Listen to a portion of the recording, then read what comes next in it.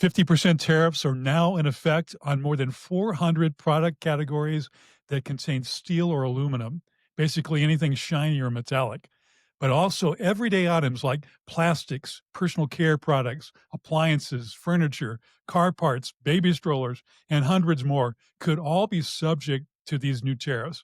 Boyd, what are your immediate thoughts on the impact of all of this? I think this is throwing a lot more uncertainty than we counted on. I thought after the 90-day window had expired that we were going to start to see how this is going to pan out, but I think we're heading in the opposite direction where I think companies, especially CPG suppliers, are in a place where they're not sure where this is going to land, and I'm concerned myself for our clients that they start to prepare for the long haul because I don't know that we're going to see the end of this anytime soon. It was hard for anyone to prepare. There was very little advance warning on these Yeah. really wide ranging tariffs. It's estimated that it could affect more than $300 billion worth of imports. No doubt this is going to lead to some very difficult decisions for retail suppliers. Can they possibly eat the cost of this, or will they have to pass it on to consumers?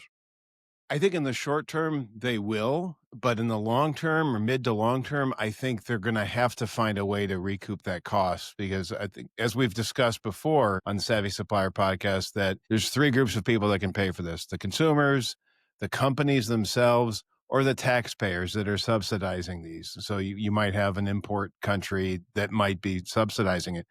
I don't know who would pay for it aside from those 3. So, in the short term, yes, long term, no, somebody's gonna pay for it. There might be retaliatory tariffs added into this. Right, absolutely, and so I think we've got a lot of known unknowns, as the saying goes, right? That we know that there's a lot of things we don't know, and I think one of the things that struck me in looking at the release of all of those different categories of items is it felt very similar to dealing with hazmat requirements that retailers have to comply with, and one of our clients they have over 10,000 items and they're in HBA and a few other categories. And in those areas, they have to manage what ingredients go into those different products. And if there's enough of that particular quantity in a product, they have to flag it as hazmat. It also is done by state. So California and Vermont have some of the more aggressive regulations around those items. And so I remember talking to this particular supplier a few years ago because we had some issues with compliance fees and what they were being charged. And when I got done talking to them on the phone, I felt like this is a bureaucratic nightmare because they have to submit these lists to those state agencies. They come back and they say, does it fall within that? And each retailer with stores, let's say operating within California, they have to handle those items differently than, let's say, Nevada. So you go across the state line. If you had a person going to work in California that lived in Nevada, they would have to be trained in on how to handle returned merchandise or defective merchandise because if it qualifies for that, it has to be handled in a specific way and disposed of. You just couldn't put it in the dumpster. You'd expose your company to large fines. So, to my mind, that's the level of granularity when you're having to do that. And I don't think any company today is prepared to do that, to track how much metal is in this product or plastic or whatever, and where is that sourced. Good night. It's going to be a long year, I think.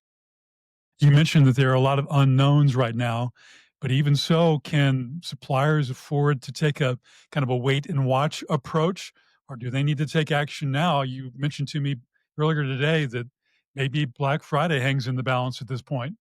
Absolutely. So I think one of the fallouts from this is that you're going to see consumers that are going to hear about how this could impact certain items that they might be looking at. Let's say it's a large appliance or some other such thing that might be going on sale that people are counting on going on sale on Black Friday.